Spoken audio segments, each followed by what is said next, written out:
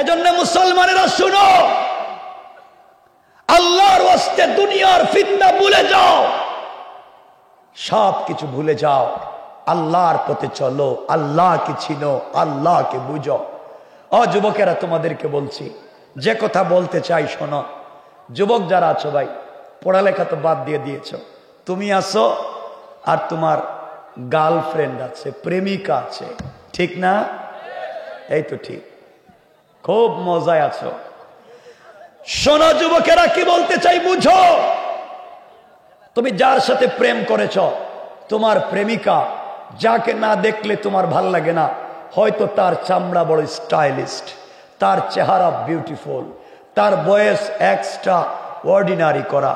তুমি যখন তোমার প্রেমিকা, তোমার গার্লফ্রেন্ড তোমাকে টেলিফোন করে, তোমার বাতের প্লেট ফালাইয়া কুত্তার মতো দৌড় দাও।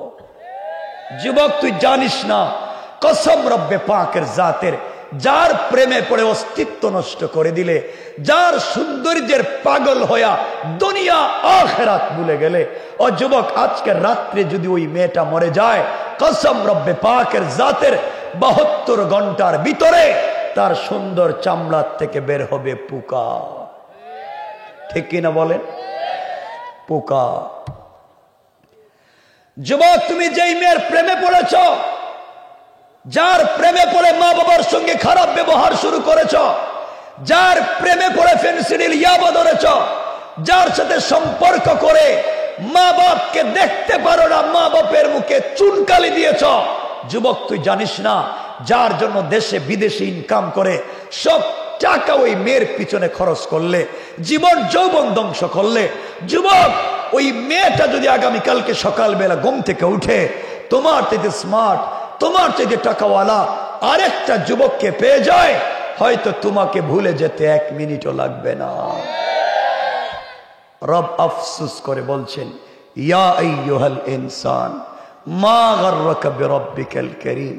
এই মানুষ কে তোদেরকে ধোঁকা দিয়েছে, কে তোদেরকে বিভ্রান্ত করেছে আমার মতো মহান রব থেকে, অথচ আল্লাযী খালাকাকা, আমি তোদেরকে তৈরি করেছি। প্রেম যদি করতে হয়, সম্পর্ক যদি করতে হয়, সম্পর্ক করব কার সাথে? আওয়াজ করে বলেন, কার সাথে? আমার আল্লাহ তো আমার রসুলের সাথে সম্পর্ক করেছেন। আমার রসুলকে মাঝে মাঝে ডাক দিয়ে বলেছেন, ইয়া আইয়ুহাল মুদাসসির ইয়া আইয়ুহাল মুজাম্মিল কুম ফাআনজির ওয়া রাব্বাকা ফাকাব্বির ওয়া সিয়াবাকা ফাতাহহির ওয়া চাদর ওয়ালা চাদর খোলা, ও কম্বল ওয়ালা কম্বলের নিচ থেকে বের হও।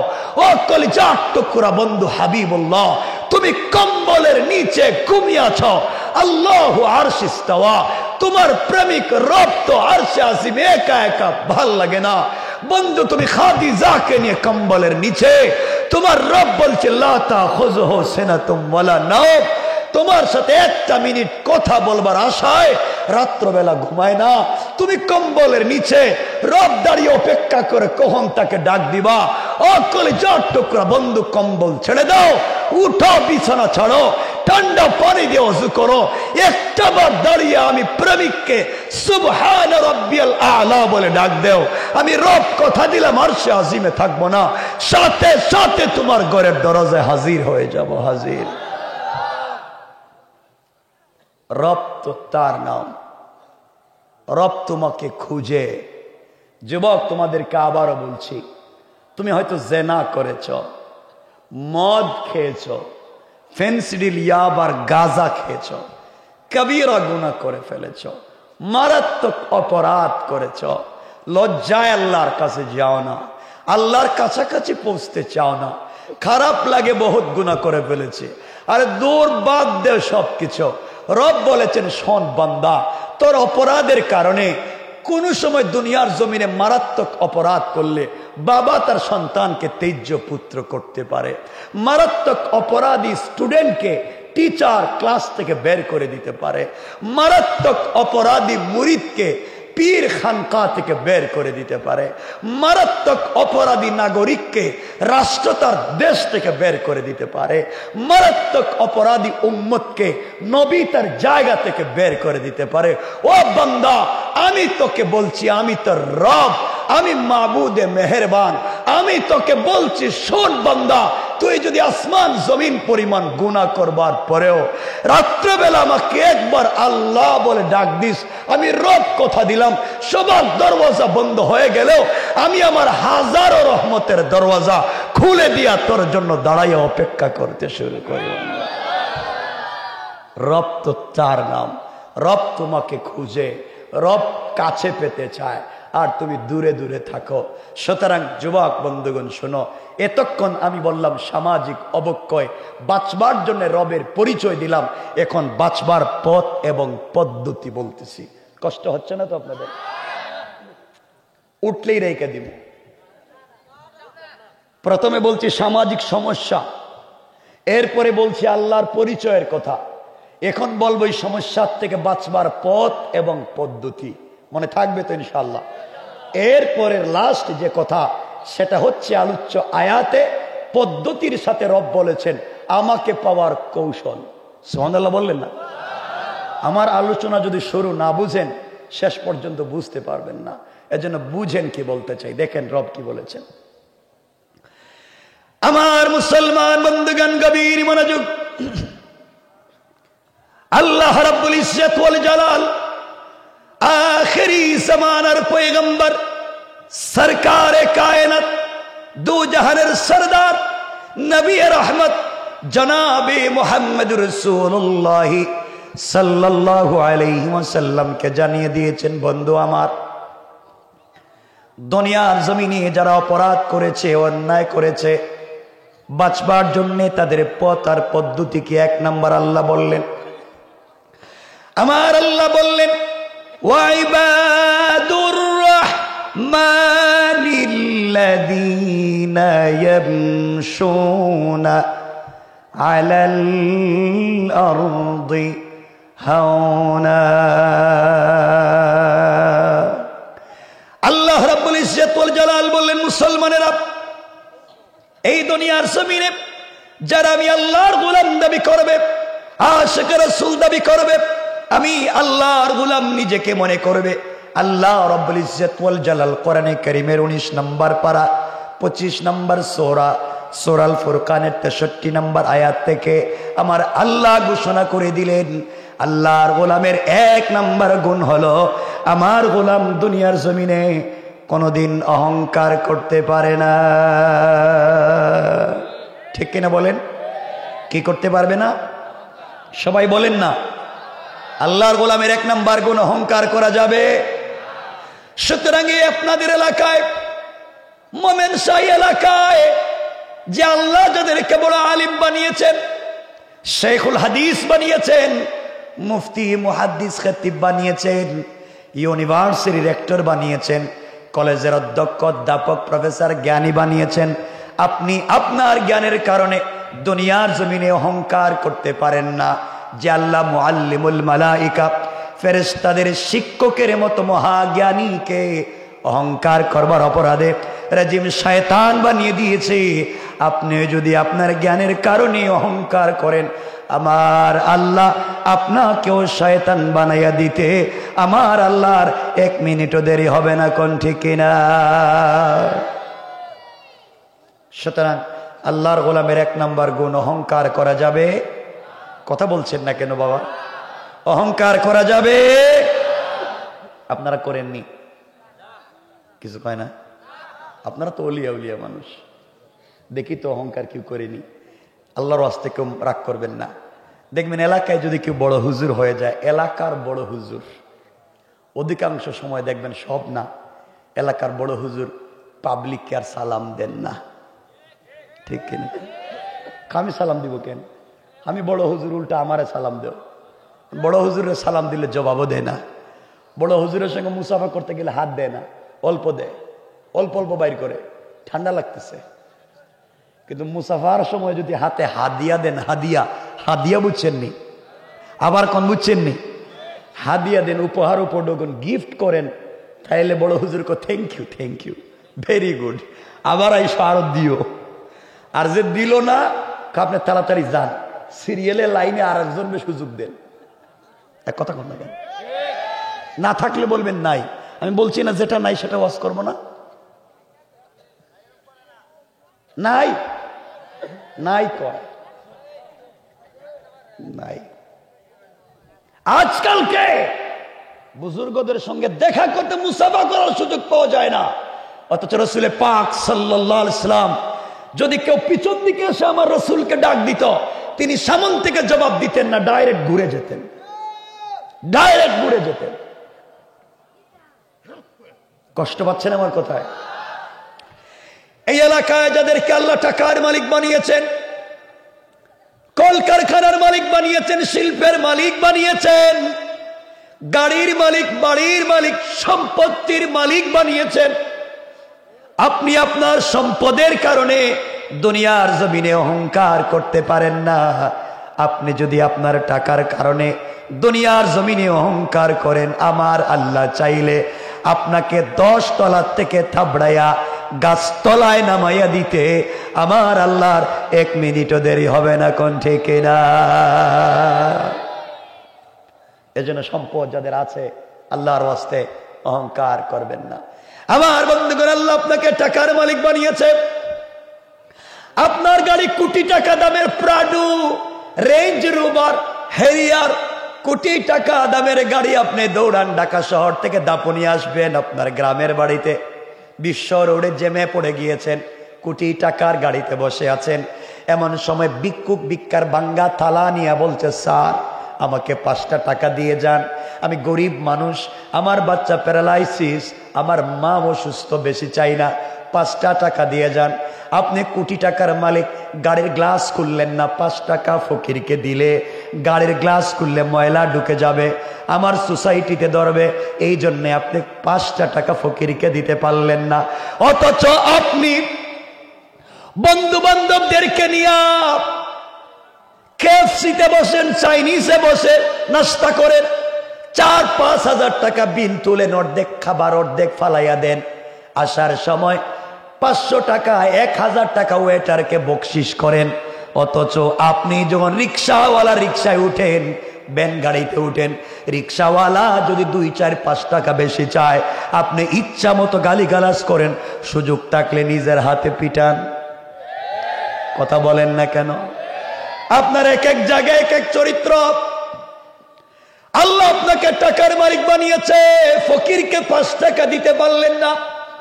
আমার আল্লাহ চাইলে ফকিরের হাত থেকে ভিক্ষার ভাঙ্গা থালা ফেলে দেয়া, সুন্দর জামা কাপড় পরাইয়া, আপনার মতো কোটিপতির গাড়িতে বসাইয়া, আপনার মতো টাকাওয়ালাকে ছেঁড়া কাপড় পরাইয়া গাড়ি থেকে বের করে ভাঙ্গা থালা হাতে ধরাইয়া ভিক্ষুকের মতো চৌরাস্তার মোড়ে দাঁড় করাইয়া দিতে আমার আল্লাহর 1 মিনিটও দেরি হবে না। কোন ঠিক না? সুতরাং আল্লাহকেও আসতে আল্লাহর গোলামের 1 নাম্বার গুণ, অহংকার করা যাবে। কথা বুঝেননি আমার?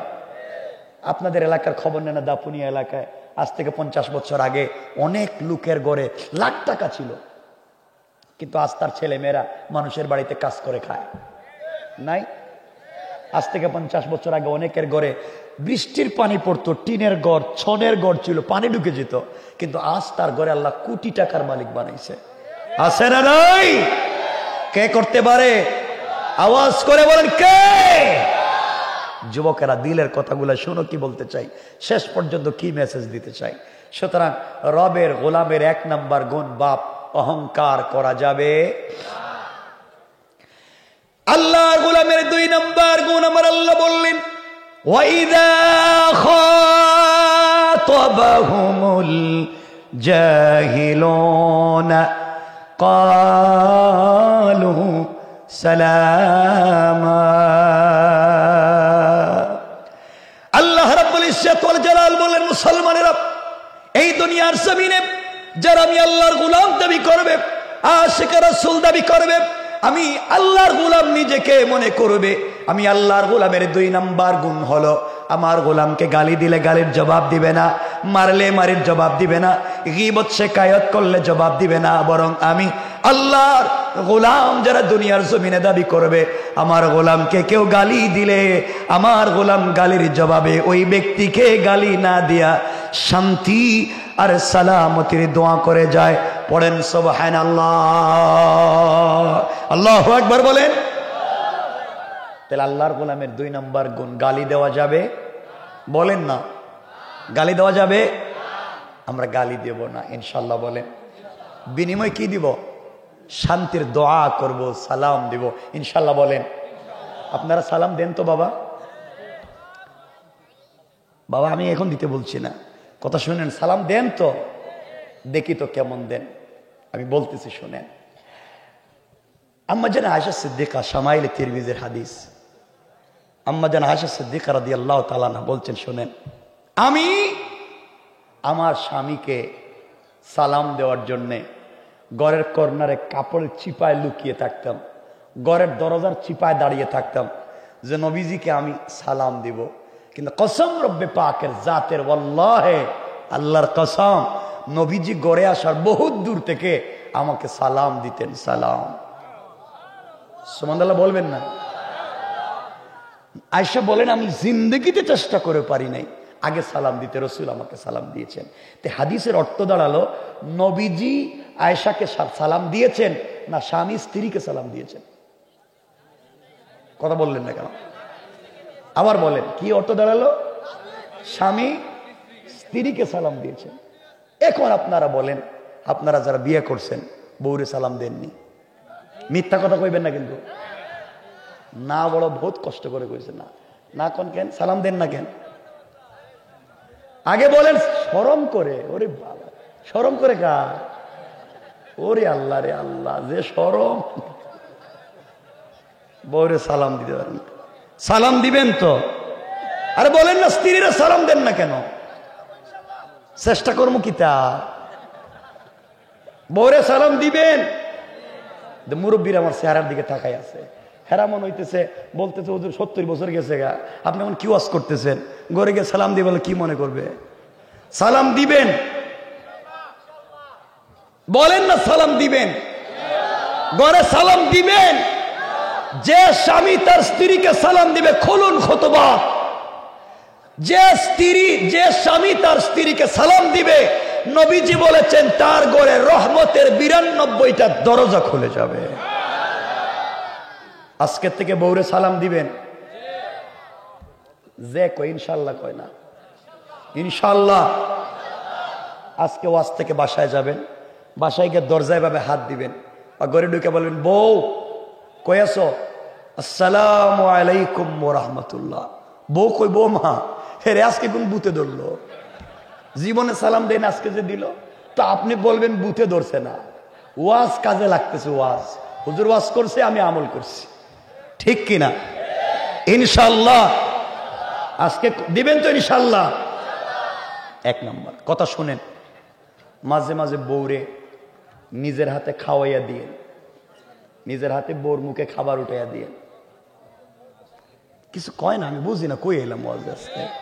ঠিক কি ইনশাল্লাহ কয় না? ইনশাল্লাহ কয় না। আরে বউর কথা শুনলে আপনাদের এত মিজাজ খারাপ হয় কেন? বউতে বিয়ে করছিলেন কেন আপনারা? বউরে নিজের হাতে খাওয়াইবেন। আমি তো জানি তো, আমি সব বুঝি তো, আমি তো উগান্ডা থেকে আসিনি, আমি এই দেশের নাগরিক, আমি বুঝি। আপনারা তো নিজের হাতে বউরে খাওয়াইতে পারেন না, আপনারা তো খাওয়াইতে পারবেন পাশের বাড়ির বাবিরে খাওয়াইতে পারবেন। এই দেখেন হেক কইছে, এটা ঠিক। নিজের বউরে খাওয়াইতে পারেন, নিজের বউরে খাওয়াবেন। কষ্ট না হলে আমি 1 মিনিট একটা হাদিস বলি, কষ্ট হচ্ছে না তো? নবীজি একদিন জোহরের সালাত পড়ে ঘরে ঢুকতেছেন, দরজা পর্দা সরাইয়া দেখেন আম্মা জান আয়েশা কাপড় পরতেছেন, শামাইলে তিরমিজি। তো নবীজি ডাক দিয়ে বলেন আয়েশা, আল্লাহ তোমাকে এত সুন্দর করে বানাইছে, কিন্তু তুমি কেমন মেয়ে, কাপড় পরতে পারো না? আয়েশা রাদিয়াল্লাহু তাআলা আনহা, আমাদের কলিজার টুকরা মা, তিনি ফিরলেন, ফিরে বলেন কেমন স্বামী আপনি, রাহমাতাল লিল আলামিন, একদিন বউরে একটা কাপড় পরাই দিতে পারলেন না? সুবহানাল্লাহ বললেন না? নবীজি ঘরের ভিতরে ঢুকলেন, আয়েশা এই যে হাতের এখানে ধরে এভাবে করলেন, এই যেভাবে টাইনে টাইনে কাছে নিলেন, বসালেন, মাথার কাপড় সরালেন, চুল খুললেন, জাইতুন তেল চুলে দিলেন, নিজের হাতে চিরুনি দিয়া হযরত আম্মা জান আয়েশার চুল আঁচড়াতে লাগলেন। চুল আঁচড়াইয়া চুল বেনি করে দিয়া কাপড় পরাইয়া দিয়া বললেন, এখন কেমন হয়েছে? হযরত আম্মা জান আয়েশা বললেন, মনে হইল আমি জান্নাতুল ফিরদাউসে বসে আছি আর আমার স্বামীর সাথে খুনসুটি করতেছে। সুবহান। এটা ছিল তাদের জিন্দেগি, তাদের চমৎকার লাইফ। তো আপনার এমন নাই কেন? নাই কেন?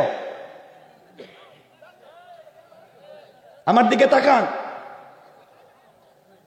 মাঝে মাঝে বউরে নিজের হাতে খাওয়াইয়া দিবেন, বলেন ইনশাআল্লাহ। বলেন না ইনশাআল্লাহ? পারেন না? মাঝে মাঝে স্ত্রীরে যেভাবে কাপড় পরাইলে সুন্দর লাগে এভাবে কাপড় পরাইবেন, নিজের হাতে পরাইয়া দিবেন। দরকার হলে বউর চুলরে কালারিং করে দিবেন, কালার করবেন। ঠিক আছে তো? না কইছে কেডা? খুব জাননেওয়ালা।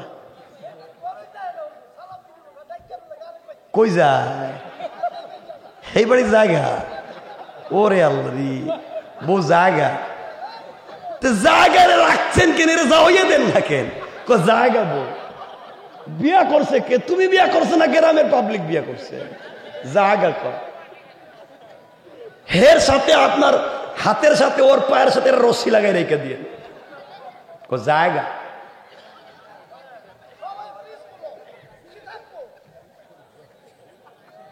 বউ যদি জায়গা, তুমি কেমন স্বামী? রোজা রাখা নিলে না কেন? শুনেন কথা, আমি কিছু বলতে চাইছিলাম একটু সামনে, যদি সুযোগ থাকে বলবো। 12:30 যেতেছে, বলেন তো না? কষ্ট হচ্ছে না?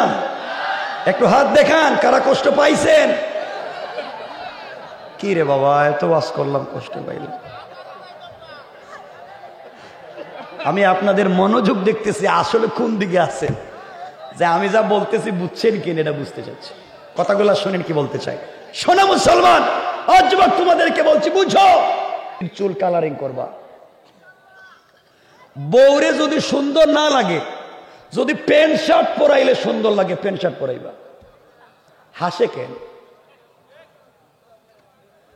যদি সেন্ডু গেঞ্জি পরাইলে ভাল লাগে, সেন্ডু গেঞ্জি পরাইবা। যদি 3/4 প্যান্ট পরাইলে ভাল লাগে, পরাইবা। আমি তো বলছি না তোমার বউরে 3/4 প্যান্টের সেন্ডু গেঞ্জি পরা ওই ময়মনসিংহের রাস্তায় ছেড়ে দিতে। আমি বলছি সেন্ডু গেঞ্জি 3/4 প্যান্টার যাই হোক, যত সৌন্দর্য সব তোমার সামনে ঘরের ভিতরে। বউর মাথার চুল থেকে পায়ের পাতা পর্যন্ত পুরা বডিতে মেহেদি লাগাইয়া দেন, পুরা বডি কালারিং করে দেন, আমার যায় আসে না, ইসলামের যায় আসে না। ইসলাম বলছে শুধু চুলে কালো কালার করা যাবে না, সব করেন। স্ত্রীকে যেভাবে আকর্ষণীয় করা যায়, স্মার্ট করা যায়, সব থেকে আকর্ষণীয়, লাস্যময়ী, আবেদনময়ী করে নিজের বউকে নিজের সামনে উপস্থাপন করেন। তাইলে হবে কি, নিজের বউরে যদি সব থেকে স্মার্ট করে নিজের সামনে উপস্থাপন করেন, তাইলে রাস্তায় গিয়ে অন্যের বউর দিকে আর অন্যের মেয়ের দিকে আপনার চোখ যাবে না, চোখ যাবে না, চোখ যাবে না। নিজের বউকে তো ঘরে ভাল লাগে না, এজন্য অন্যের দিকে তাকাও। আমি বলছি অন্যের বউরে যে কালারিং এ দেখছো, তোমার বউরে আরো কালার করো নিজের সামনে। তুমি তো এইটা পারো না, এটা তো করতে পারবা না, কারণ বউরে বিয়া করে আনো নাই তো, বিয়া করে কাজের বুয়া আনছো। এটা বললে তো আরেক কথা চলে যাইব, বাদ দিতেছি, আপনাদের বিরুদ্ধে যাইব গা। দরকার নাই, শুনেন তো, ওয়াজের দরকার নাই। বিয়া করে কাজের বুয়া আনছেন, বউ কোথায় পাইছেন এগুলো আপনারা? বাচ্চার থেকে শাহজালাল আশা করেন। বউ সকালবেলা ঘুম থেকে উঠার পরে ঘর মুছো, বাথরুম পরিষ্কার করো, পুরা বাড়ি মুছামুছি করো, বাচ্চা থাকলে এদেরকে স্কুলের জন্য টিফিন তৈরি করো, ঘরে সবার নাস্তা তৈরি করো, সারা ঘরের মানুষের কাপড় ধুয়ে দাও, কেউ অসুস্থ থাকলে তার খাবারের ব্যবস্থা করো, পুরা ঘরের মানুষের খাবার তৈরি করো, বাচ্চা নিয়ে স্কুলে যাও, স্কুল থেকে বাচ্চাকে নিয়ে আসো, ঘরে হাঁস মুরগ থাকলে তাও দেখো, গরু ছাগল থাকলে তাও দেখো, বাহির থেকে খেওয়াইলে তারেও খাওয়াও। ওরে আল্লাহ, বউ যে ঘুম থেকে ওইটা কাজ করতে করতে কোন সময় যে রাত্রে না খাইয়া ঘুমাইয়া গেছে, একটা স্বামীকে জিগায় না, বউ খাইছো নি? কিতা ঠিক যা কয় ঠিক করে। কি যে আশ্চর্য দুনিয়া, একটা জিগায় না বউ, বউরে জিগাইতে পারো না, বউ তুমি খাইছো নি? আর ওই টুনটুনির মাঝে ভাবি, ভাবি খাইছো, শয়তানি করেন না। বাদ দিয়ে দেই, আমরা ভালো হয়ে যাই, বলেন ইনশাআল্লাহ। আল্লাহর গোলামের 2 নম্বর গুণ, গালি দেওয়া যাবে না। খুব মনোযোগ দেন, সামনে কি বলতে চাই, খুব মনোযোগ। আল্লাহর গোলামের 3 নম্বর গুণ আমার আলোচ্য আয়াত। আল্লাহ বললেন ওয়াল্লাযীনা ইয়াবিতুনা লিরাব্বিহিম সাজ্জাদাও ওয়া কিয়ামা। আল্লাহ রাব্বুল ইজ্জত ওয়াল জালাল বলেন, মুসলমানেরা, এই দুনিয়ার জমিনে যারা আমি আল্লাহর গোলাম দাবি করবে, আশিক রাসূল দাবি করবে, আমি আল্লাহর গোলাম নিজেকে মনে করবে, আমি আল্লাহর গোলামের 3 নম্বর গুণ হলো, বান্দারে বিপদে পড়ে গেলে রুকু করবে আমি আল্লাহর পায়ে, সিজদা করবে আমি আল্লাহর পায়ে, সুজদা ওয়া কিয়ামা, সিজদা আমার জন্য, দাঁড়ানো আমার জন্য। সুতরাং আজকালকে যারা আল্লাহর পা ছাড়া পীরের পায়ে সিজদা করে, মাজারে মাজারে, কবরে কবরে গিয়া সিজদা করে, আল্লাহর কসম, আল্লাহর কসম, তারা আল্লাহর গোলাম হতে পারে না। ঠিক কিনা বলেন? এলাকায় কি এমন কেউ আছে যে মাজারে গিয়ে সিজদা দেয়, পীরের পায়ে সিজদা দেয়? যায় তো। এই যে আমি যদিও ঢাকা শহরে বড় হয়েছি, আমার জন্ম, আমার বডির সাথে যে মাটির সম্পর্ক, এটা হচ্ছে সিলেট শহর, বাড়ি সিলেট শহরে। আমি তো দেখি গান বাজাইয়া বাজিয়ে বাস লইয়া লইয়া শাহজালালের গুরুস্থানে যাও, শাহজালালের কাছে গিয়ে আব্বা 20 বছর হয়েছে বিয়ে করছি, একটা বাচ্চা নেই, একটা বাচ্চা দাও, তোমার কপালে ঠাডা পড়ো, শাহজালাল বাচ্চা দিব। শাহজালাল তো বিয়েও করে নাই। কথা কন না কেন? যে মরা মানুষের কাছে গিয়ে বাচ্চা চাও, তোমার স্বামী এখনো জিন্দা, কিছু কয় না। স্বামী আছে জিন্দা, মরা মানুষের কাছে গিয়ে বাচ্চা চাও, হালাল না হারাম? এখানে কিছু কথা বলবো, মনোযোগ দিবেন। এখানে রব বলেছেন, যদি কেউ আমাকে পেতে চায় আর সেজদাটা আমার কদমে দে, বান্দা কথা দিলাম তুই সেজদায় গিয়া আমার কাছে কিছু চাইবে, রব কথা দিলাম মাথা উঠাবার আগে কবুল করে নেব। এখানে একটা চমৎকার ঘটনা, তারিখে ইবনে জারির তাবারিতে আল্লামা জুলফিকার নকশবন্দি খুতুবাতে জুলফিকারে চমৎকার একটা ঘটনা নিয়ে এসেছেন, ওটা আমি বলতেছি, শোনেন। আমার মুসলমান বন্ধুগণ, গভীর মনোযোগ। দুনিয়ার জমিনে আল্লাহর সাথে যদি সম্পর্ক হয়ে যায়, হাত উঠাইয়া সিজদায় পড়ে গেলে আল্লাহর কাছে যা চাইবেন আল্লাহ বলেছে তা দিয়ে দিবে। পয়গম্বর সাল্লাল্লাহু আলাইহি ওয়াসাল্লামের কলিজার টুকরা মেয়ে হযরতে ফাতেমা রাদিয়াল্লাহু তাআলা আনহা, দুনিয়ার জমিনে তখনও তার বিয়ে হয় নাই, ছোট্ট থেকে বড় হতে লাগলেন। আম্মা জানা হযরতে ফাতেমা রাদিয়াল্লাহু তাআলা আনহার সঙ্গে রাসূল পাক দুনিয়ার জমিনে জিন্দা থাকা অবস্থায় এক ইহুদির মেয়ের সম্পর্ক হয়ে গেল, এক ইহুদির মেয়ের বন্ধুত্ব হয়ে গেল। ইহুদির মেয়ের সঙ্গে রাসূল পাকের সম্পর্ক তৈরি হয়ে গেল, রাসূল পাকের মেয়ে ফাতেমার সম্পর্ক তৈরি হয়ে গেল। একদিন 2 দিন না, জুলফিকার নকশবন্দি খুতুবাতে জুলফিকারে বলেন কমপক্ষে 12 বছরের কাছাকাছি হযরতে ফাতেমার সঙ্গে ইহুদির মেয়ের সম্পর্ক হয়ে গেল। ইহুদির মেয়েটা যতক্ষণ থাকে ততক্ষণ শুধু চিন্তা করে হযরতে ফাতেমা কি করেন, কি বলেন, কেমনে চলেন দেখতে চায়। দীর্ঘদিন এভাবে কাটাইয়া দেওয়ার পরে ইহুদির মেয়ে একদিন নিজের বাড়িতে পৌঁছল। নিজের বাড়িতে গিয়েছে, তার আব্বা জান ডাক দিয়া বলেছে, আমার মারে, তোমার জন্যে এক শিল্পপতি ইহুদির ছেলেকে আমি ঠিক করেছি, তোমাকে তার কাছে বিয়ে দিতে চাই, ওই ছেলের সঙ্গে তোমাকে বিয়ে দিতে চাই। মা,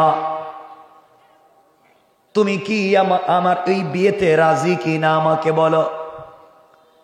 ইহুদির মেয়েটা ডাক দিয়া বলছে, আব্বা জান, আপনি আমার জন্য পাত্র ঠিক করেছেন, আমার আপত্তি নাই।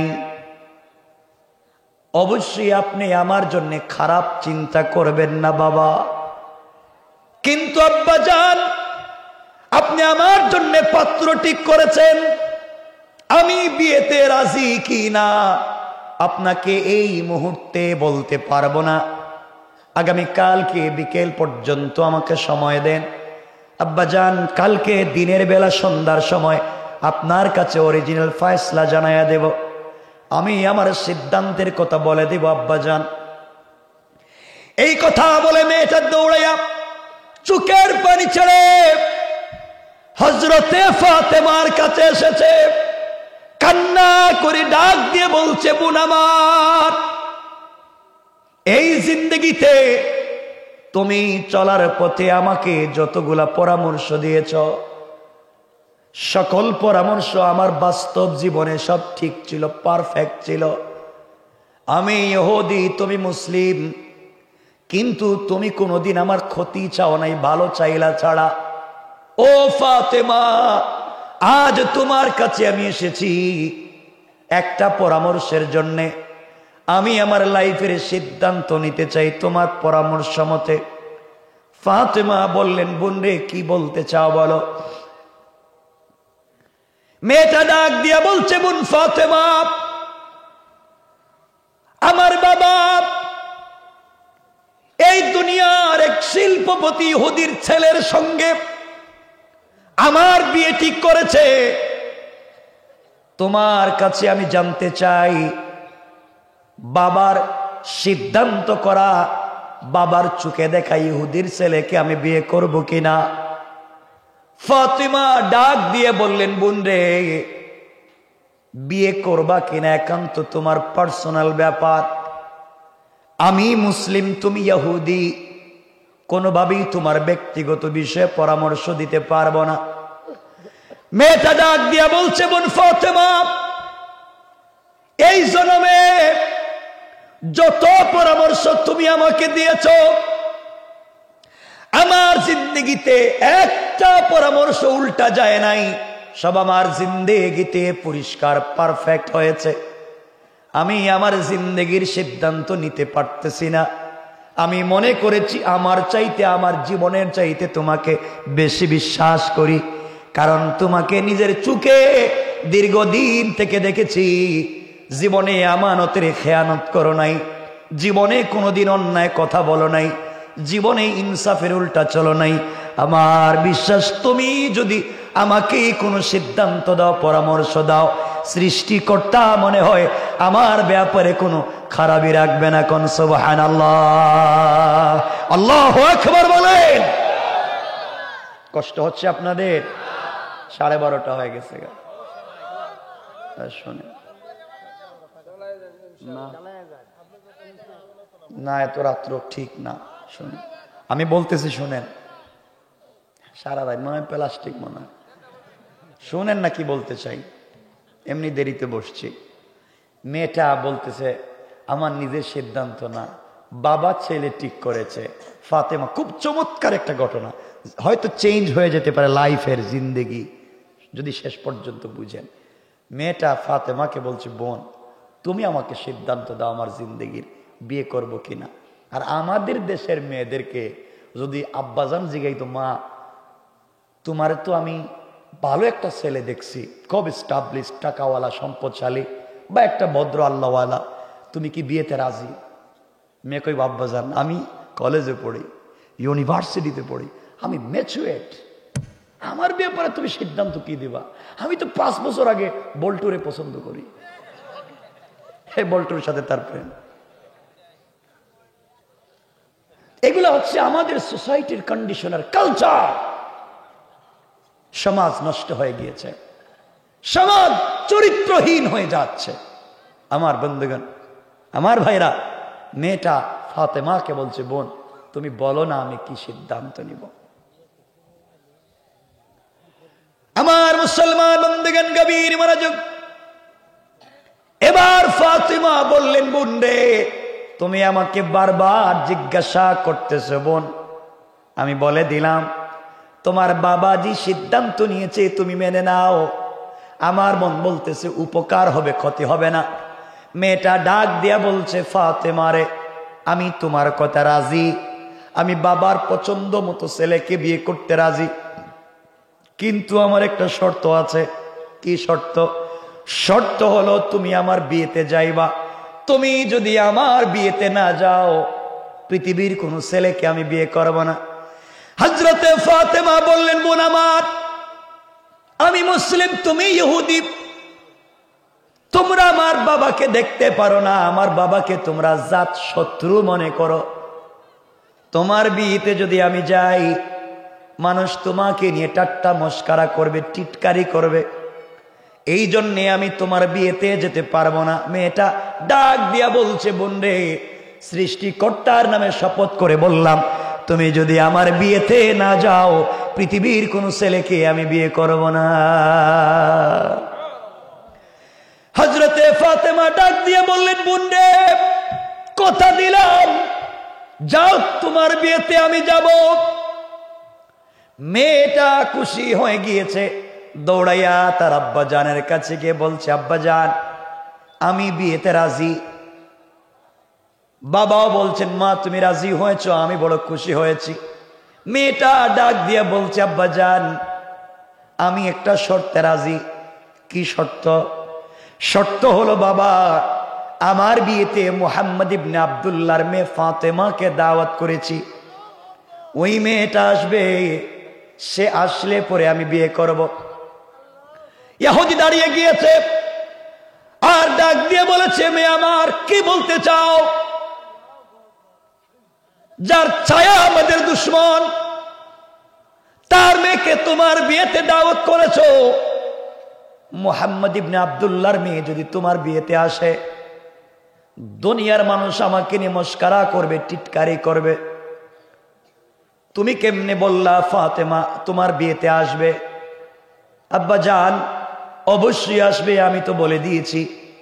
ইহুদি বলতেছে, মারে, তোমার বিয়েতে যারা আসবে সব তো টাকাওয়ালা কোটিপতির ছেলে মেয়ে, সবার থাকবে দামি দামি পোশাক।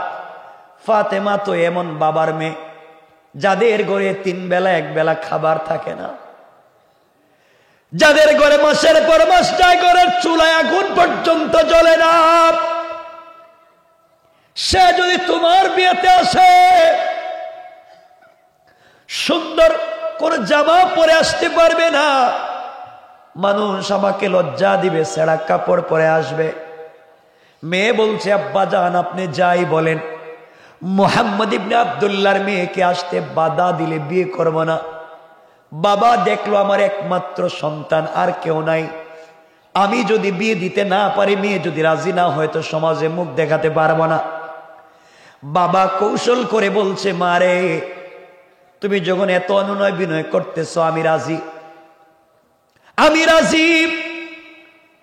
মুহাম্মদ ইবনে আব্দুল্লাহর মেয়ে তোমার বিয়েতে আসবে, আমি রাজি মারে, কিন্তু আমারও শর্ত আছে। আব্বা জান, তোমার আবার শর্ত কি জানতে চাই?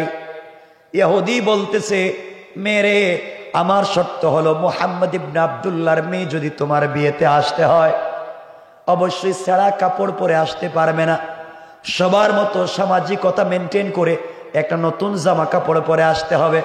মেয়েটা ডাক দিয়া বলেছে, আব্বা জান, অবশ্যই ফাতেমা আসবে, প্রয়োজনে নতুন জামা কাপড় পরে আসবে। বাবা বলছে, ঠিক আছে, আমার আপত্তি নাই। ইহুদির চিন্তা হলো, ফাতেমা কাপড় পাবে না, আসতেও পারবে না।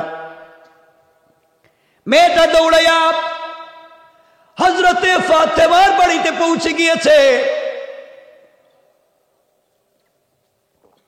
ডাক দিয়া বলেছে, বোন আমার, তুমি আমারে বিয়েতে যাও, আমার বাবা রাজি হয় না, আমার বাবা চায় না। অনেক অনুনয় বিনয়ের পরে আমার বাবা রাজি হয়েছে। বোন, শর্ত দিয়েছে, তুমি আমার বিয়েতে গেলে নতুন জামা পরে যাওয়া লাগবে।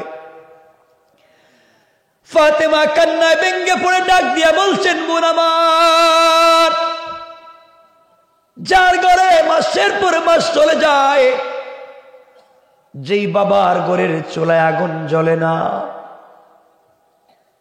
বাবা কোনোদিন আমাকে নতুন জামা এনে দিতে পারেনি, কিন্তু আমার কোনো অভিযোগ আমার বাবার উপরেও নাই, আমার অভিযোগ আমার রবের উপরেও নাই। না কে দিন কাটাইয়া দেই, এভাবে যদি কষ্ট করে চলে যায়। কলিজার টুকরা বন্ধু, আমার আল্লাহ আমাকে বলেছেন কিয়ামতের দিনে আমাকে তিনি বেইজ্জত করবেন না। এই জন্যে দুনিয়ার হায়াতে জিন্দেগি কষ্ট করে কাটাইয়া দেই। বিশ্বাস, আমি যখন সেজদায় পড়ে যাই, আমি আমার রবের সঙ্গে কথা বলি, তখন আমি শান্তি পাই। বন্ধে, তোমার বিয়েতেও যেতে পারবো না, আমি নতুন জামা পাবো না। মেয়ে বলছে তুমি যাওয়াই লাগবে, নতুন জামা পরে যাওয়া লাগবে। হযরতে ফাতেমা বললেন কোন সুযোগ নাই। এবার মেয়েটা হযরতে ফাতেমাকে জড়াইয়া চোখের পানি ছেড়ে ডাক দিয়ে বলেছে, ফাতেমা, আমি দেখেছি কোন প্রয়োজন পড়েছে, দীর্ঘদিন তোমার সঙ্গে চলবার কারণে আমার অভিজ্ঞতা হয়েছে, তোমার কোন জিনিসের প্রয়োজন পড়েছে, তুমি কোন জায়গায় ব্যথা পেয়েছ, কষ্ট পেয়েছ, তুমি না বলেছ তোমার একজন প্রিয় বন্ধু আর প্রেমিক আছে যার নাম আল্লাহ, তুমি না বলেছ তার কাছে কোনো জিনিস বললে তোমাকে ফিরাইয়া দিবে না, তুমি না আমাকে বলেছ তুমি যখন তোমার সালাতে দাঁড়িয়ে যাও, যখন তুমি সূরা ফাতিহা তিলাওয়াত করো, তোমার প্রত্যেকটা আয়াতের শেষে তোমার রব তুমি বলেছ জবাব দেয়। ও ফাতেমা, তুমি আমাকে বলেছ সুন্দর দুনিয়া সবকিছু সৃষ্টি করেছে তোমার রব। আমার মন বলছে তুমি তাকে এত ভালোবাসো, সে তোমাকে এত ভালোবাসে, নামাজে দাঁড়ালে জবাব দেয়। আমার মন বলছে তুমি যদি তার কাছে কাপড়ের আবদার করো, আমার মন বলছে তোমার মতো ফাতেমাকে তোমার আল্লাহ ফিরাইয়া দিবে না। কোন সুবহানাল্লাহ। আল্লাহর নাম শুনে হযরতে ফাতেমা রাদিয়াল্লাহু তাআলা আনহা আবেগী হয়ে গেলেন, নিজেকে সামলিয়ে রাখতে পারলেন না, চোখের পানি ছেড়ে সেজদায় পড়ে গেলেন আর ডাক দিয়ে বললেন, বোন রে তুমি চলে যাও, আমি কথা দিলাম বোন রে, তোমার বিয়েতে যাব এবং পৃথিবীর সব থেকে দামি কাপড় পরে আমি তোমার বিয়েতে যাব। কোন সুবহানাল্লাহ, আল্লাহু আকবার বলে। আমার বন্ধুগণ, কষ্ট হচ্ছে না তো? ফাতেমা বলছেন আমি তোমার বিয়েতে যাব, দামি একটা কাপড় পরে যাব। লম্বা কথা, বহুত লম্বা। বিয়ের তারিখ কাছাকাছি চলে আসছে, কাছাকাছি নিয়ে আসতেছি আমরা, মধ্যখানের বিষয় বাদ দিয়া। বিয়ের তারিখ কাছাকাছি চলে আসছে। মেয়েটা এসে ফাতেমার কাছে বলছে, বোন কাপড়ের কি ব্যবস্থা করছো, বিয়ে না কালকে? ফাতেমার চিন্তা হয়েছে আসলেই তো ভুলে গেছি, কাপড় কোথায় পাবো? বোন মনে আমি যেতে পারবো না। বলে তুমি কিন্তু ওয়াদা দিয়েছো যাবে এবং নতুন জামা পরে যাবে। আমি কিন্তু এটা বলেও দিয়েছি বাবাকে, বাবা ফাতেমা আসবে, নতুন জামা পরে আসবে। বোন তুমি আমাকে ছোট করো না, তোমাকে আমি বহুত ভালো করে চিনি। ফাতেমা বললেন যাও, কথা যেহেতু দিয়েছি ব্যবস্থা একটা হবেই। আল্লাহু আকবার বললেন না? আরো জোরে বলেন না আল্লাহু আকবার। কেমন ঈমান চিন্তা করেন আমার মুসলমান বন্ধুগণ, গভীর মনোযোগ। রাত্র হয়ে গিয়েছে, হযরতে ফাতেমা মুসল্লা বিছিয়ে দিয়েছেন, সিজদার মধ্যে পড়ে গিয়েছেন, আল্লাহকে ডেকে ডেকে বলতে শুরু করেছেন, আল্লাহ তাআলা এই দুনিয়ার জমিনে সারাদিন কষ্ট করি, না খেয়ে পড়ে থাকি, আর চিন্তা করি সারাদিন যায় না কেন, সূর্য ডুবে না কেন? সূর্য ডুবে গেলে, রাত্র হয়ে গেলে আমি নামাজে দাঁড়াইয়া তোমার সঙ্গে কথা বলতে পারি। আয় আল্লাহ, কতদিন চলে গেল না খেয়ে শুধু পানি পান করে রোজা রেখেছি, কত রাত্র শুধু শুকনা খেজুরকে সেহরি খেয়েছি। আয় আল্লাহ, জীবনে তোমার কাছে আমি ফাতেমা কিছুই চাই নাই। এতদিনের তোমার সঙ্গে আমার সম্পর্ক, সারাদিন অপেক্ষা করি কেমনে রাত্র হবে। কারণ মানুষ যার সাথে যার সম্পর্ক, সে অন্ধকার হলে একাকিত্বে কথা বলতে মন চায়। আয় আল্লাহ, রাত্র যখন গভীর হয়ে যায়, দুনিয়ার মানুষগুলা ঘুমিয়ে যায়, আমি ফাতেমা কিন্তু বিছানার সঙ্গে পিঠ লাগাইয়া ঘুমাই না।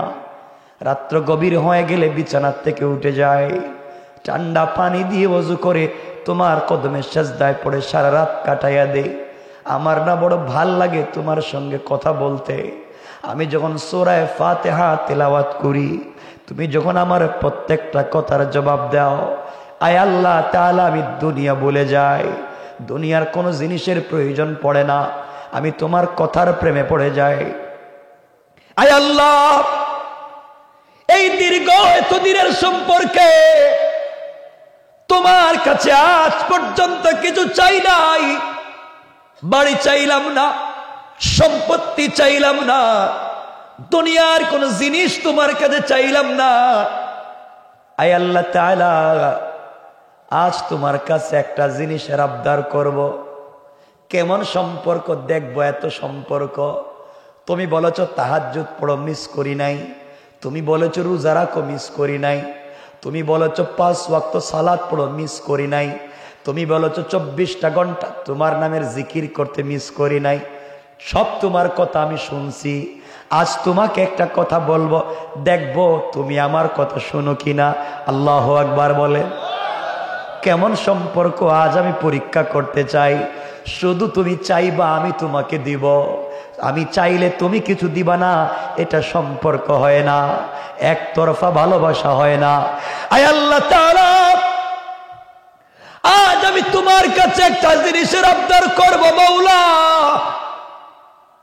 এটা আমার জৈবিক চাহিদা পূরণের জন্য না, ওইটা আমার শারীরিক চাহিদা পূরণের জন্য না, ওইটা আমার সৌন্দর্য বর্ধনের জন্য না।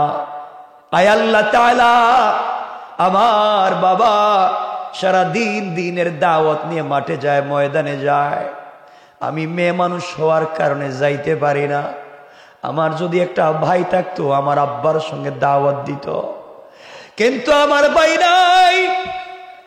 আমি ফাতেমা মেয়ে হওয়ার কারণে যাইতে পারি না, দ্বীনের দাওয়াত মানুষের কাছে নিয়ে যেতে পারি না। আয় আল্লাহ তাআলা, আমার মনে আফসোস থেকে গেল, দ্বীনের দাওয়াত দিতে পারলাম না। তোমার কাছে আজকে আমি একটা কাপড়ের আবদার করব, তুমি আমাকে একটা কাপড় দিবা।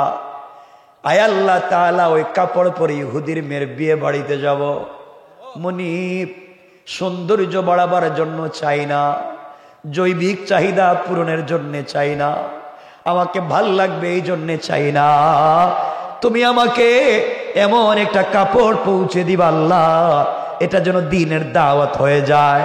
ওই কাপড় পরে ইহুদির মেয়ের বিয়ে বাড়িতে আমি যেতে চাই। আর মহিলারা, পুরা এলাকার পুরা বিয়ে বাড়ির মহিলারা যেন আপনার দেওয়া কাপড়ের দিকে তাকায়া সবাই যেন কালিমা পড়ে মুসলমান হয়ে যায়। আল্লাহু আকবার। والذين يبيتون لربهم سجدا وقياما। আয় আল্লাহ, তুমি বলেছো চাইলে সিজদায় পড়ে চাও, আমি সিজদায় তোমার কাছে চাইলাম। আয় আল্লাহ, তুমি আমাকে ফিরাইয়া দিও না। দুনিয়ায় না আজ পর্যন্ত তোমার কাছে কিছুই চাই নাই, এই জন্মে একটা কাপড় চাইলাম। এইভাবে অনুনয় বিনয় করে কান্না করে সালাম ফিরাইয়া মুসল্লাটা রেখে দিয়েছে। কোনো জিনিস নাই, মনেও শান্তি নাই। পিছন দিকে তাকাইয়া কসম রব্বে পাকের জাতের হযরতে ফাতেমা তাকাইয়া দেখে ঘরের কর্নারে 2টা কাপড়ের প্যাকেট দেখা যায়। আল্লাহু আকবার বলেন।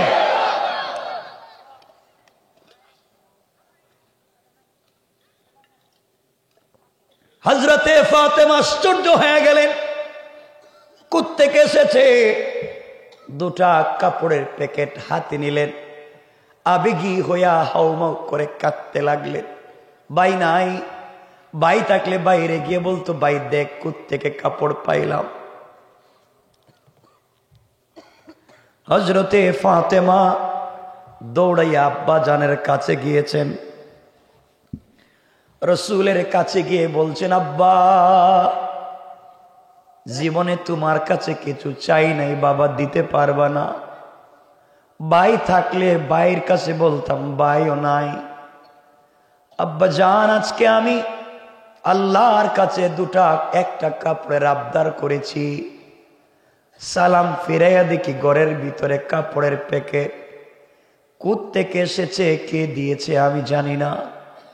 রসুলে পাক কাপড়ের প্যাকেটগুলা হাতে নিলেন, প্যাকেট খুললেন, খুলে দেখেন একটা প্যাকেটের ভিতরে একটা সালোয়ার, একটা কামিজ, আর একটা প্যাকেটের ভিতরে একটা ওড়না। আল্লাহ বুঝাতে চাইলেন, ও বান্দারা, জান্নাতি মহিলাদের পোশাক হবে তিনটা, সালোয়ার, কামিজ আর ওড়না। নবীজি হাতে নিলেন, ব্যাগের মুখটা যখন খুললেন, খুলতে দেরি হয়েছে, ব্যাগের ভিতর থেকে জান্নাতুল ফিরদাউসের মিশকে আম্বরের ঘ্রাণ বের হতে দেরি হয় না। নবীজি আশ্চর্য হয়ে গেলেন, কোত্থেকে এসেছে এই কাপড়ের ডিজাইন? দুনিয়ার কোন মানুষের হাতের কাজ না, এটা দুনিয়ার কোন পারফিউম না। নবীজি বুঝতে পারতেছেন না ফাতেমাকে কি বলবেন। হঠাৎ করে শুনেন ঘরের দরজায় নক করতেছে। নবীজি বুঝতে পারলেন জিবরিল আমিন হাজির হয়ে গিয়েছেন। আল্লাহু আকবার। ঘরের ভিতরে আসলেন, আমার নবীজিকে সালাম দিয়ে বলছেন, ইয়া রাসূলুল্লাহ, পয়গম্বর আরবি, আপনার পয়গম্বরের জীবন সার্থক হয়ে গিয়েছে। আপনি তার নাম ফাতেমা। তার আল্লাহকে এতটুকুন খুশি করতে পেরেছে। আল্লাহ তার ইবাদতে এত খুশি হয়েছেন পয়গম্বর, সে আল্লাহর কাছে একটা কাপড়ের আবদার মাত্র করেছে, আর আল্লাহ আমাকে দিয়া জান্নাতুল ফিরদাউস থেকে পূর্ণাঙ্গ কাপড়ের একটা সেট পৌঁছাইয়া দিয়েছে। পয়গম্বর আরবি, এই ফাতেমাকে আল্লাহ দুনিয়ার সব থেকে সম্মানী নারী বানাতে চায়। আল্লাহু আকবার বলেন। আল্লাহ তো সম্মানী বানাইয়া দিয়েছে। জিন্দেগির শেষ পর্যায়ে ফাতেমাকে আল্লাহ বানাইয়া দিলেন সাইয়্যিদাতু নিসাই আহলিল জান্নাহ, জান্নাতি মহিলাদের নেত্রী বানাইয়া দিলেন। তার বাচ্চাদেরকে বানাইয়া দিলেন সাইয়্যিদা শাবাবি আহলিল জান্নাহ, জান্নাতি নওজওয়ানদের নেতা বানাইয়া দিলেন। তার স্বামীকে বানাইয়া দিলেন আসাদুল্লাহিল গালিব, দুনিয়ার জমিনে আল্লাহর বিজয়ী বাঘ। আর তার বাপকে আল্লাহ বানালেন হাবিবুল্লাহ। আল্লাহু আকবার। এমন এক মায়ের গর্ভে ফাতেমা এসেছে, যেই মা হযরতে খাদিজাকে আমার আল্লাহ একদিন দুই দিন না অনেক দিন পর্যন্ত সালাম পৌঁছে দিয়েছে। যেই হযরতে ফাতেমার মা খাদিজাতুল কুবরার প্রশ্নের জবাব স্বয়ং আল্লাহ আরশ আজিম থেকে দেওয়ার ওয়াদা করেছেন। আল্লাহু আকবার। আমার বন্ধুগণ, নবীজি ডাক দিয়া ফাতেমাকে জড়াইয়া কাঁদলেন আর বললেন, মারে আমার ঘরে থেকে খেয়ে না খেয়ে আল্লাহর সাথে এমন সম্পর্ক করেছ, আল্লাহর কাছে তুমি কাপড়ের আবদার করেছ, মা আল্লাহ তোমাকে জান্নাত থেকে একটা সেট পাঠাইয়া দিয়েছে। মারে সাবধানে কাপড় পরে তুমি ইহুদির মেয়ের বিয়ে বাড়িতে যাইবা, কিন্তু খবরদার মা যেন পর্দা লঙ্ঘন না হয়ে যায়। ফাতেমা বলছেন, আব্বা জান আপনি জানেন আমি আপনার মেয়ে, আমি আল্লাহকে বড় ভালোবাসি, ওইটা আমার সৌন্দর্যের জন্য বাবা আল্লাহর কাছে আবদার করি নাই। এই কাপড় আমার বিশ্বাস দ্বীনের দাওয়াতের কাজে লেগে যাবে। আমার বন্ধুগণ গভীর মনোযোগ, কথা সংক্ষেপ করে দিলাম। হযরতে ফাতেমা কাপড় পরলেন, একদিকে রাসূলে পাকের কলেজার টুকরা মেয়ে, জান্নাতি মহিলাদের সরদারিনী, এমনিই তো সুন্দরী, তাও পরলেন জান্নাতি পোশাক। পর্দার সঙ্গে বাড়িতে চলে যাচ্ছেন। রাসূলে পাক হাদিসে বলেছে জান্নাতি মহিলার পোশাকের দাম কত হবে, এটা ওয়াজ করলে 1-2 ঘন্টা লাগবে। নবীজি বলেছেন জান্নাতি মহিলাদেরকে পরার জন্য যে উড়না দেওয়া হবে, এই উড়নার মধ্যে কয়েক হাজার স্টোন থাকবে, পাথরের টুকরা থাকবে, উড়নার মধ্যে ডিজাইন করা গ্লাসের টুকরা থাকবে। নবীজি বলেছেন এক একটা গ্লাসের টুকরা, এক একটা পাথরের টুকরা যদি এক পাল্লায় রেখে দেওয়া হয়, আসমান জমিন আরশ কুরসি লৌহ কলম জান্নাত জাহান্নাম যা আছে সব যদি এক পাল্লায় রেখে দেওয়া হয়, জান্নাতি মহিলাদের ওড়নার মধ্যে যেই পাথরের টুকরা আছে তার দামটা আল্লাহর কাছে বেশি হয়ে যাবে। আমার বন্ধুগণ, হযরতে ফাতেমা রাদিয়াল্লাহু তাআলা আনহা কাপড় পরে বিয়ে বাড়িতে পৌঁছে গেলেন। আশ্চর্য কারবার, আজীব কারবার শুরু হয়েছে। নবীজি যখন বাড়ির ভিতরে ঢুকলেন, ফাতেমা যখন বাড়ির ভিতরে ঢুকলেন, পুরা বাড়িটা জান্নাতি পোশাকের আলোতে আলোকিত হয়ে গিয়েছে। হযরতে ফাতেমা যেই রুমের ভিতরে মেয়েটাকে অর্নামেন্টস জুয়েলারি দিয়া সাজাইয়া বউ বানাইয়া নববধূ বানাইয়া সাজিয়ে রাখা হয়েছে, হযরতে ফাতেমা ওই ঘরের ভিতরে ঢুকে পড়লেন।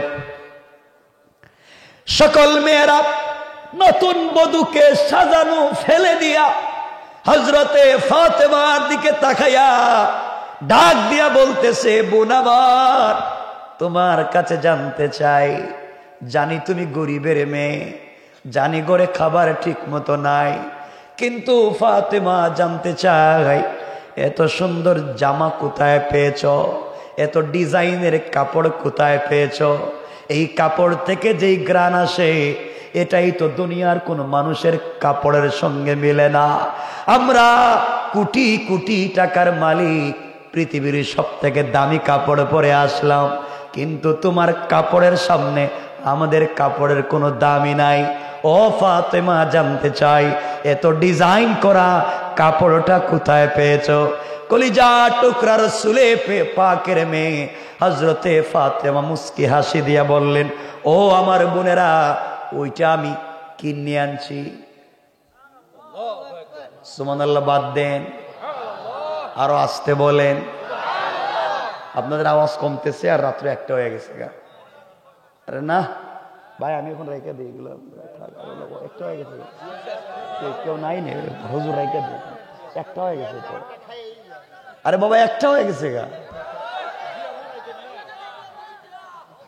আরে পাগলা নাকি তা? ঠিক আছে ঠিক আছে ঠিক আছে, মাশাআল্লাহ, ঠিক আছে, বসেন। রাত্র 1টা হয়ে গেছে, আর কতক্ষণ ওয়াজ করব? 1-2 মিনিট শুনেন। ওরে আল্লাহ রে আল্লাহ রে আল্লাহ, বসেন, শুনেন, দিল থেকে শুনেন কি বলতে। রাত্র 1টা আপনারা বসে আছেন, এই জন্য কথা বলতেছি, কোন সময় রাইখা দিতেন। আমার বন্ধুগণ, এবার ফাতিমা বলছেন, বোনেরা তোমরা কি বুঝো? আমি ফাতেমা মার্কেট থেকে কিনে আনছি। মহিলারা জিদের বসে বলছে, ফাতেমা কোন মার্কেট থেকে কিনে আনছো? আমরা তো দুনিয়ার সব মার্কেট চিনি, মার্কেটের দোকানও চিনি, দোকানের ম্যানেজাররেও চিনি, তার টেলিফোন আমাদের কাছে আছে, ঠিক না? কিছু কয় না? আপনাদের এলাকায় দেখবেন মহিলারা মার্কেট তো চিনে, দোকানদাররেও চিনি, হে টেলিফোন নম্বর কাছে আছে, ঠিক না বলেন? অনেক স্ত্রী আছে মার্কেটে যায় স্বামীরে নিয়ে, তো দেখবেন একবারে হাই হিল জুতা, আলতাল কাতরা লিপস্টিক সব লাগায় সাইজা গুইজা ব্যাগ একটা কান্দে নিয়ে মার্কেটে যাইতেছে বউ, স্বামীও আছে সাথে, স্বামী পিছনে পিছনে, আর 3 মাসের বাচ্চা একটা কুলে নিয়ে করতেছে, হে বেচারা পিছে পিছে হ্যাঁ করতেছে, আর বউ মাস্তানের মতো হাঁটতেছে সামনে দিয়ে, মনে হচ্ছে দারোগা যায়, দারোগা। ঠিক না বলেন? আরে জামাই বিয়া করছিলা কেন, রোজা রাখলে না কেন? আমার বন্ধুগণ, হযরতে ফাতেমা বলছেন, শোনো আমি কিনে আনছি। মহিলারা বলে, কিনে আনছো মানে? কোন দোকান থেকে আনছো? আমরা তো সব দোকান চিনি, কোন দোকানে তো ডিজাইন দেখলাম না। কোন মার্কেট থেকে আনছো? কোন মার্কেটে তো ডিজাইন নাই। ফাতেমা বললেন, শোনো কিনে আনছি। আমি যে দোকান থেকে কিনছি তোমরা দোকানই চিনো না। আল্লাহু আকবার বললেন না? খবরদার, জীবনের রাস্তাঘাটে বাইরে হইছো না তুমি, দোকান চিনো, আমরা চিনি না মানি, সব চিনি। ফাতেমা বললেন, দেখো উল্টাপাল্টা কইরো না, তোমরা দোকানও চিনো না, যে মার্কেট থেকে কিনছি মার্কেটও চিনো না। আল্লাহু আকবার। এমনকি আমি ফাতেমা এই মার্কেটে যেই রাস্তা দিয়া গেছি সেই রাস্তাও তোমরা চিনো না। আল্লাহু আকবার। মহিলাদের জিদ কম না বেশি? কয় কি রাস্তাও চিনি না, এই কোন মার্কেট? দোকানও চিনি না, মার্কেটও চিনি না, হে সব চিনি। আর ডিজাইনও তো দেখতেছি কারো সাথে মিলে না, কোন ফ্যাক্টরি বানাইলো? মহিলারা বলছে, ফাতেমা হাবিজাবি কোনো কথা বুঝি না, বলো কোত্থেকে বানাইছো, কোন মার্কেট থেকে বানাইছো, কোন দোকান থেকে কিনছো কোন? এবার ফাতেমা বললেন, বন্নি যেই দোকান থেকে আমি কাপড় কিনে নিয়ে এসেছি বোনেরা, এই দোকানের নাম জান্নাতুল ফিরদাউস। আল্লাহু আকবার। যেই মার্কেট থেকে কাপড় কিনেছি ওই মার্কেটের নাম জান্নাত, আর ওই মার্কেটে যাওয়ার রাস্তা হলো ইহদিনাস সিরাতাল মুস্তাকিম। ও মহিলারা, তোমরা যদি সিরাতে মুস্তাকিম নামক রাস্তা দিয়ে চলো, সামনে গেলে জান্নাত নামক একটা মার্কেট পাইবা, ওই মার্কেটে গেলে জান্নাতুল ফিরদাউস নামক একটা দোকান পাইবা, ওই দোকানে গেলে পরে আমার চাইতে আরো দামি দামি কাপড় পাইবা। কোন সুবহানাল্লাহ। মহিলারা কইরে, কোন না আমি তো শুনছি না জীবনে, কোন মার্কেট, কোন দোকান, কোন রাস্তাগুলো তো চিনি না। কি বলো তুমি, এটা কই? ফাতেমা বললেন, দেখো যা বলছে সব সত্য, কিন্তু এই মার্কেটে, এই দোকানে, এই রাস্তা দিয়ে যে কেউ যাইতে পারবে না। এটা যাইতে গেলে একটা আইডি কার্ড লাগবে, পরিচয় পত্র লাগবে, পরিচয় পত্র ছাড়াই রাস্তা দিয়ে কাউরে যাইতে দিবে না। মহিলারা কয়, তাই নাকি? বলে হ্যাঁ। বলে তাইলে বলো পরিচয় পত্র কি? ফাতেমা বললেন, শুধু পরিচয় পত্র থাকলেই হবে না, পরিচয় পত্রে একটা পিন নাম্বার আছে, আইডি কার্ডে একটা গোপন নাম্বার আছে, এই নাম্বারটা মনে রাখতে হইব। সুবহানাল্লাহ কইলেন না? আল্লাহু আকবার বলেন। তোমার কার্ড আছে, এটিএম বুথের কার্ড, তোমার পিন নাম্বার মনে নাই, কাজ করবো নি? ফাতেমা বলছেন, দেখো শুধুমাত্র আইডি কার্ড, পরিচয় পত্র থাকলে হবে না, পিন নাম্বারটা মনে রাখতে হইব। মহিলারা কই, এটা তো জীবনও শুনলাম না, এটা কত তুমি? এবার ফাতেমা বললেন, বোন শোনো, আইডি কার্ডের নাম হলো ইসলাম, পরিচয় পত্রের নাম ইসলাম, আর ইসলাম নামক পরিচয় পত্রে যে গোপন সিরিয়াল আছে ওই নাম্বারের নাম হলো লা ইলাহা ইল্লাল্লাহ মুহাম্মাদুর রাসূলুল্লাহ। আল্লাহু আকবার। মহিলারা, ইসলাম নামক আইডি কার্ড ধারণ করে লা ইলাহা ইল্লাল্লাহ নামক পিন নাম্বার যদি মনে রাখতে পারো, এটা সামনে নিয়ে চললে, সামনে গেলে সিরাত মুস্তাকিম নামক রাস্তা পাইবা, আরো সামনে গেলে জান্নাত নামক মার্কেট পাইবা, এই মার্কেটে গেলে জান্নাতুল ফিরদাউস নামক দোকান পাইবা। এবার মহিলারা কাপড়ের দিকে তাকায়া নিজেকে আর সামলিয়ে রাখতে পারল না। ফাতেমাকে বলছে, বোন রে আর দেরি করা যায় না, হাত লম্বা করে দে, আমাদের সবাইকে এই মুহূর্তে এই কালিমা পড়াইয়া মুসলমান বানাইয়া দে।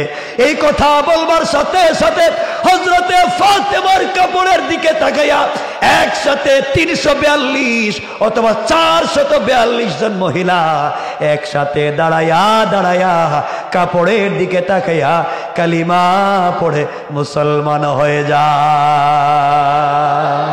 আল্লাহু আকবার বলে।